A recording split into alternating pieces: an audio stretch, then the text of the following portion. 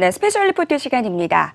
연일 연준의 행보를 비난 중인 미국의 트럼프 대통령이 지금 공석인 연준 이사 자리를 모두 자신에게 충성하는 인물로 채웠습니다.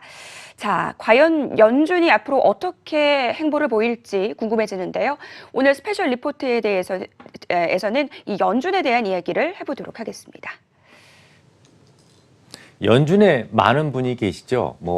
들락날락 하는데요. 근데 다 중요하신 건 아니에요. 나머지 분들은 순번에 맞춰서 투표권을 부여받게 되고, 영원히 투표권을 갖는 세 분이 있습니다. 그래서 이 세 분을 핵심적인 인물이다라고 이야기를 하죠. 누굴까요? FOMC 회의를 주관하는 의장이 있습니다. 그 다음에 이제 부의장이 있고요. 그리고 이제 뉴욕이라고 하는 아주 상징적인 그런 그 장소가 있기 때문에 뉴욕 연방은행은 이 상시 투표권을 갖습니다. 그래서 이렇게 세 명을 굉장히 중요한 자리다라고 이야기를 하죠. 그런데 이 트럼프 대통령이 되시자마자 이분이 굉장히 잘하는 부분들도 있어요. 굉장히 흥미로운 분입니다. 좀 걱정되는 부분들도 있죠. 좀 이렇게 과격하다라는 부분은 상당히 걱정이 되는데 정말 그 대형 사고를 치게 됩니다. 당시에 연준 의장이었던 자넷 옐런, 부의장이었던 스탠리 피셔, 그리고 윌리엄 더들리라고 하는 뉴욕 연방은행 총재까지 싹 옷을 벗겨버립니다. 이런 일은 정말 초유의 사태거든요. 연준에서 가장 뿌리가 되는 굉장히 중요한 인물들을 세 명을 다 모가지를 친 건데요. 그 이유도 자신에 대한 구미에 맞지 않는 사람들은 계속 그냥 너는 해고야 라는 이야기를 해서 집에 보내버렸고요. 그 이후로 2명 정도는 계속 공석 상태로 있었습니다. 그런데 그 2명을 이번 주에 연달아 지명을 하게 되죠. 스티븐 무어라고 하는 사람하고 허먼 켄이라고 하는 사람이 지명이 되는데, 그렇기 때문에 지금 이게 지금 너무 초비둘기로 가는 게 아니냐라는 우려감 때문에 월가가 긴장을 하고 있습니다. 이것뿐만 아니라 사실은 파월 의장에 대한 얘기도 계속 회자되고 있는 그런 내용이죠. 그러니까 이 파월 의장이 정말 진짜 연준 역사상 가장 위크한, 정말 허약한 그런 그러니까 의장이다라고 지금 그 사람들이 비아냥거리고 있거든요. 결국은 트럼프가 계속 압박을 가하니까 금리 올린다고 그랬다가 내리고 양적 완화까지 하겠다라는 얘기를 했으면 이건 분명히 트럼프한테 굴복한 것이다. 중앙은행이 정부의 입김에 굴복하는 이런 중앙은행장은 정말 허약한 중앙은행장이다. 이런 얘기들이 지금 계속 오가고 있습니다. 그래서 오늘은 월가에서 지금 계속 회자되고 있는 이 연준 이야기를 좀 중점적으로 말씀드리도록 하죠. 먼저 이 허먼 케인보다도 가장 지금 걱정스러운 사람이 스티븐 무어라는 사람입니다. 이 사람이 연준이라고 하는 조직 자체가 상당히 보수적이라 해야 되는데, 보수적이라 해야 되는 조직에 너무 공격적이고 상당히 위험한 사람이 올 수도 있다라는 점에 대해서 저도 공감을 합니다. 이 사람은 조금 아닌데라는 생각이 들거든요. 자, 그런데 대통령이 지명했다고 해서 무조건 투표권을 행사할 수 있는 것은 아닙니다. 일단 상원의 인준을 거쳐야 되는데요. 최근에 이 사람이 조금 부도덕한 문제가 많이 드러나고 있어요. 부도덕하기보다는 좀 치사 빤스라고 그래야 되나요? 자기 와이프하고 전 부인하고 이혼을 했는데 위자료도 안 줬고요. 치사한 거죠. 그리고 세금 포탈한 것도 몇 건이 지금 적발이 됐죠. 그래서 상원 통과 자체가 사실은 불명확합니다. 허먼 케인도 마찬가지인데요. 지난 주말 새벽에 CNBC에서 뭐라고 얘기가 나왔냐면, 이 사람이 아시죠? 예전에는 연준에 있었던 분이에요. 연준에 잠깐 몸을 담았던 분인데 그만두고 피자 체인을 총괄한 사장으로 좀 있었습니다. 그래서 CNBC에서 뭐라고 논평을 했냐면, 피자는 잘 만들지 모르겠는데 이 모든 거를 연준 시스템을 과거로 회귀시켜야 된다라고 믿는 과거 지향적 인물이 연준 이사로서는 적합치 않다라고 논평을 하고 있습니다. 이런 부분들을 상원 의원들도 다 보고 있거든요. 그래서 상원 인준 자체가 좀 불명확하다는 생각이고요.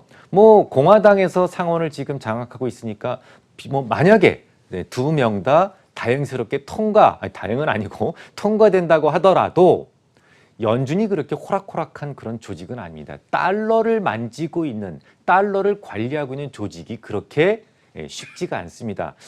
정말 철통 같은 보안 장치를 가지고 있는데요. 그래서 한 2년 정도는 이 사람들이 투표권을 행사할 가능성이 매우 희박하다라고 봅니다. 2년이라면 상당한 시간인데요. 그 안에 이 두 명은 착한 사람으로 변해 있을 가능성이 높습니다. 왜 이런 말씀을 드리냐면 과거에 버락 오바마 대통령, 전 대통령도 뭐라고 이야기를 했었냐면 나는 대통령이 되기 이전의 생각을 가지고 있었는데 대통령이 되고 나서야 비로소 만날 수 있는 사람들을 만나고 나서 여러 사람들이 조언을 하겠죠. 그리고 나서 나의 생각이 바뀌었다라는 말은 한 적이 있어요. 연준 의원도 마찬가지입니다. 연준 의원이 되고 나서 만날 수 있는 사람들을 만나게 되면 바뀌게 될 것이다라고 생각을 합니다. 실제로 연준 이사로 지명이 되고 나서 그의 발언도 상당히 순화됐죠. 요번엔 요렇게 얘기를 합니다. 내가 사실은 제롬 파월을 굉장히 존경한다. 그리고 제롬 파월과 빨리 하루속히 일할 수 있기를 학수고대한다라고 이야기를 합니다. 바로 전주에 뭐라고 얘기를 했냐면 연준 무용론 그리고 제롬 파월은 해고돼야 된다라고 주장했던 사람이 이거 뭐 너무 변해도 심하게 변한 게 아닌가. 너무 빨리 변하면 죽는다던데 이런 얘기가 생길 정도로 좀 심하게 변하고 있다라는 것이죠. 이제 제롬 파월 이야기로 한번 해볼까요? 제롬 파월도 지금 뭐 상당히 좀 많은 얘기들이 오가고 있습니다. 결국은 굴복한 거 아니냐라는 이야기도 하고 너무 말이 좀 자주 바뀐다라는 이야기들도 합니다. 근데 돌이켜보면 실제로 말이 많이 바뀌기는 했어요.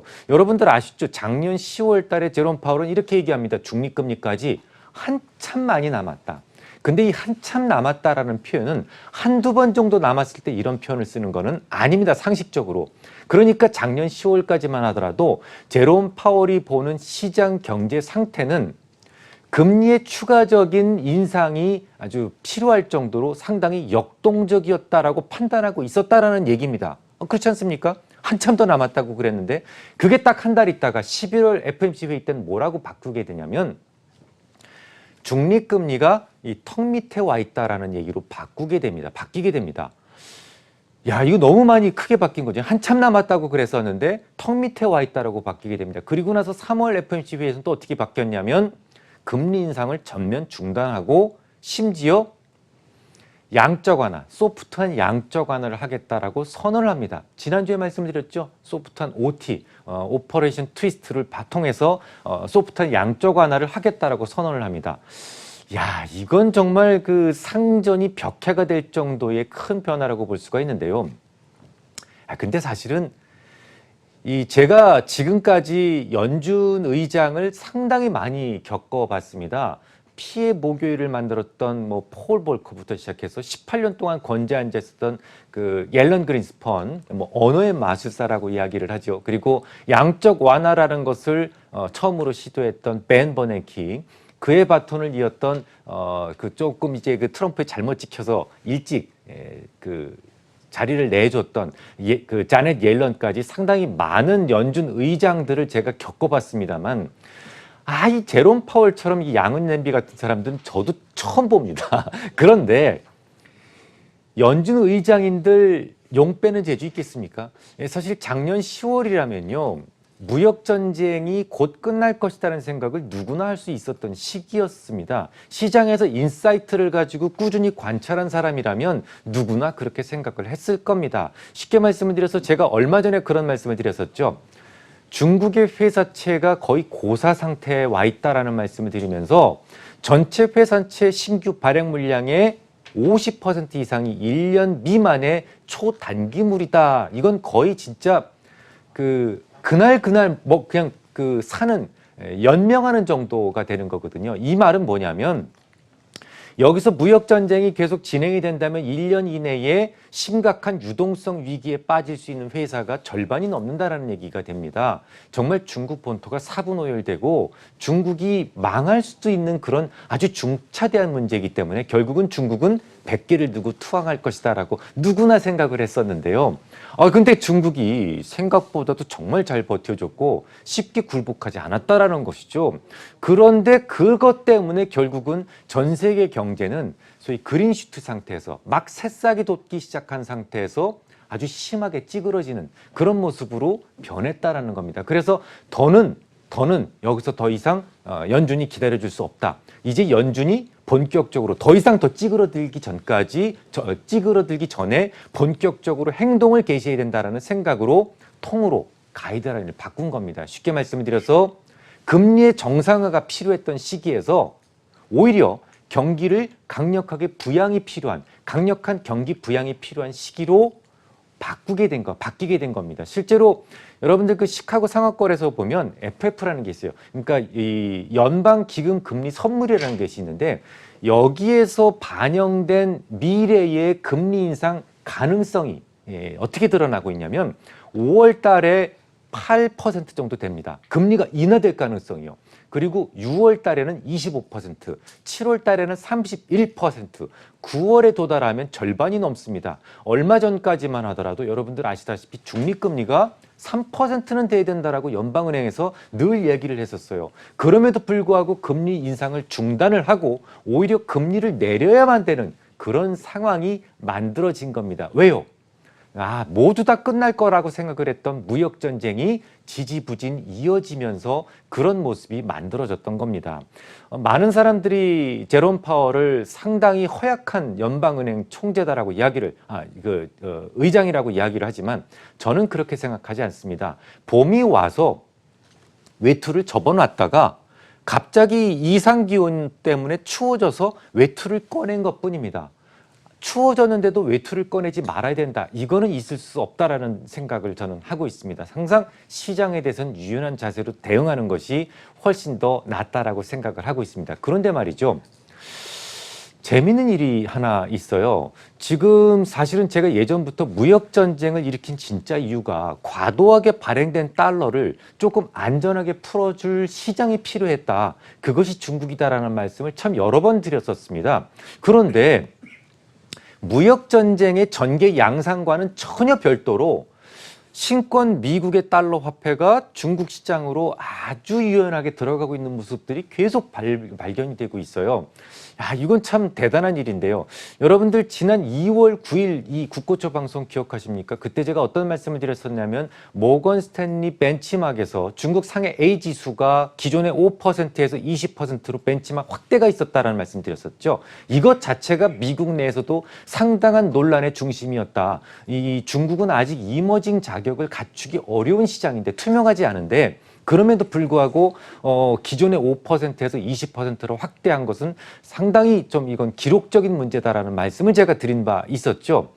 그것으로 인해서 또 이 벤치마크를 추종하는 자금과 복제하는 자금까지 합쳐서 7조 달러 정도가 중국 시장으로 이입될 수 있다라는 말씀을 드렸고 그 이후로 중국 시장은 정말 많이 올랐었습니다. 기억나시죠? 자, 그런데 중요한 게 언론에서 그렇게 크게 다루지는 않지만 저는 또 중요한 뉴스를 또 하나를 발견했습니다. 이번 주에 글로벌 채권 지수의 중국 국채 시장을 편입시키겠다라는 그런 뉴스가 있었습니다. 이렇게 되면 중국 국채가 또 한 2조 정도는 달러가 그쪽으로 들어가서 이 벤치마크 지수니까요.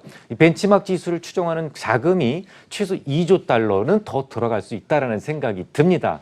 그러니까 이게 성동격서 전략인 것 같기도 하고요. 겉으로는 지금 시장에서는 브렉시트다 아니면 뭐 무역전쟁이다 이렇게 그 우리 눈을 가리는 그런 뉴스들로 인해서 정말 중요한 뉴스를 우리는 못 보고 있는데 실질적으로 어찌됐든 미국이 원했던 것이 바로 과도한 달러의 풀시장이 필요한 것이었는데 이게 지금 효율적으로 그리고 성공적으로 잘 진행되고 있다라는 생각이 놀랍습니다.